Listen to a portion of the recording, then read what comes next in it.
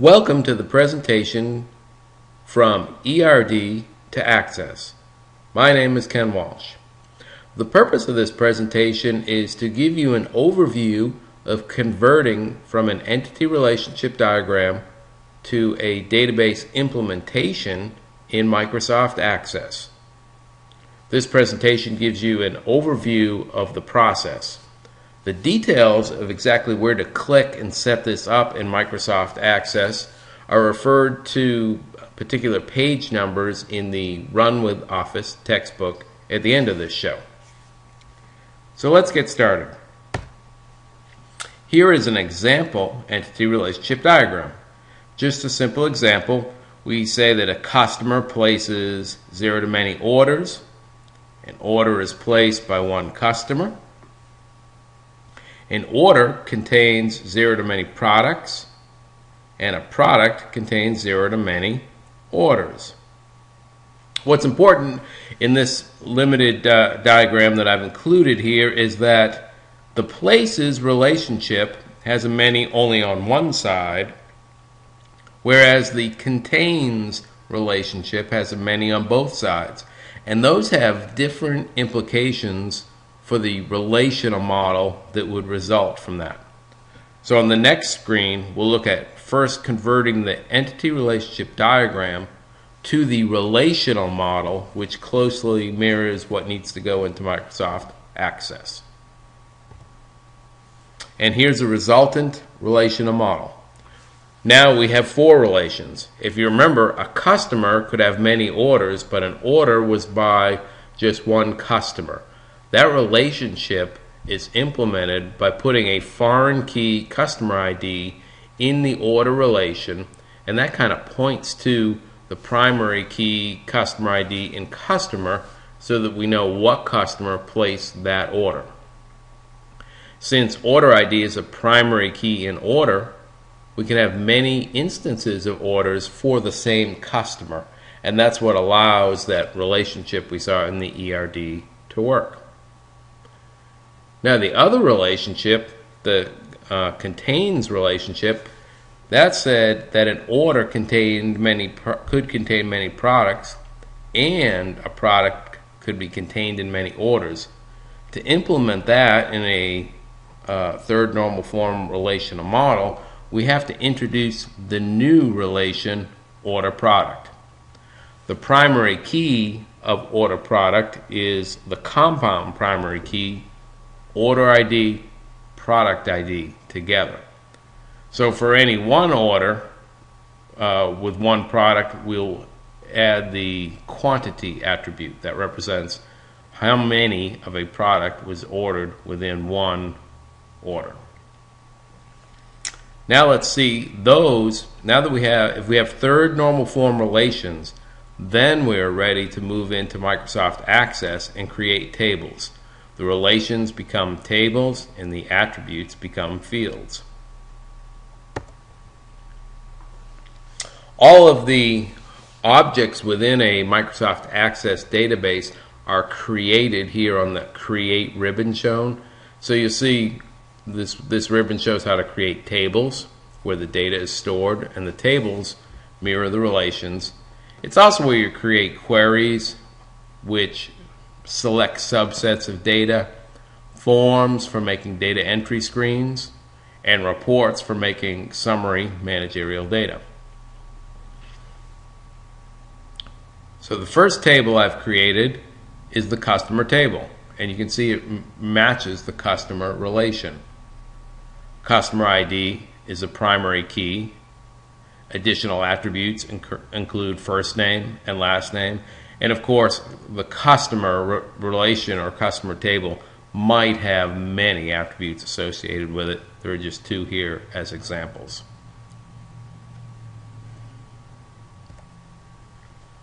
Similarly, I create the order table with order ID as a primary key. Customer ID is the foreign key. Note the customer ID here is a foreign key pointing to the customer table. There's nothing in here that indicates that that's a foreign key at this point. However, I've set the data type to number. The customer ID data type of this foreign key must match the data type I used in the customer table when I created the customer table, or Access won't be able to match the fields together.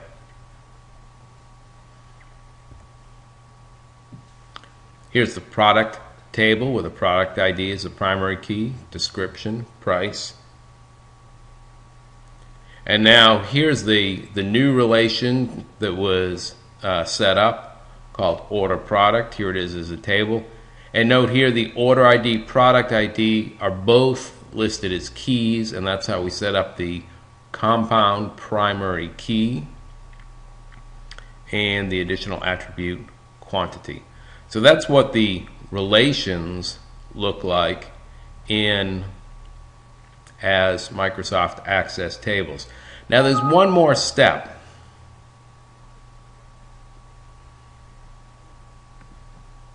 There's one more step here where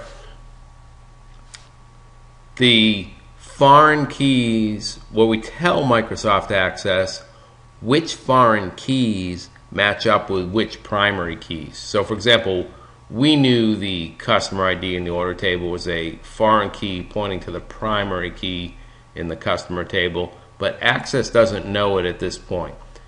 Though that is set up in the Access Relationships window under the Database Tools ribbon. And here's what it looks like. Here, every foreign key, so for example, in the order table, customer ID is a foreign key pointing to the customer ID. So that relationship is shown.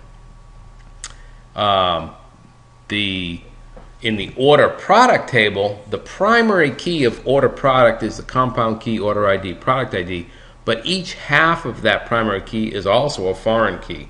So order ID is a pointer to the order ID in the order table saying what order that order product came from, and the product ID is a foreign key to the product table.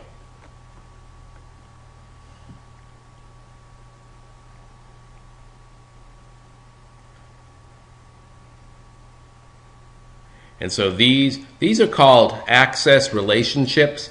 They're not exactly the same as what we saw in the ERD. They're kind of a new thing unique to Access, but they're at the relational model level. And the one thing, the infinity is a little like the many symbol we saw in the ERD, and the one, of course, is like the one. And this says that a customer has many orders, and order is made by many customers. One of the things that you cannot have in Access would be that infinity symbol on both sides, and that's kind of why we went through the third normal form relational model, which introduced the order product relation. Now more specifically, if you want to know the exact clicks of where to create a table, where to add a field, some of the page numbers are listed here. Creating tables start on page 146 of the Run with Office book. Once the tables are created, you can create access relationships that have the foreign keys pointing to the primary keys. Those are listed on page 154. For doing data entry or for viewing data, like browsing products like a customer might do on the web, you use forms. Those are shown on page 182. Reports are good for summarizing data, like if you want to say just what are the total sales made in a region or to a customer. Managerial reports, marketing reports, things like that. They're shown on page 195. Queries are great at selecting subsets of the data. So if I just want to know who have we sold red cars to, something like that, that's shown on page 161. Reports can be made from either data in the tables or from queries, either one. If you want the report to be based on only a subset of the data, make the query first and then make a report of the query. If you want it to summarize all the data in the system, then make the report directly from about a table. And then finally, navigation forms are a special kind of form that has tabs, and each of those tabs will bring you to a page with your other forms and reports. So when you're finished, to kind of make a user interface to select between the different forms, set up a navigation form and then drag your other reports and forms onto that so they'll be on each tab. And you can see there's a few variations of the navigation form shown, and that begins on page 193. Great, thank you.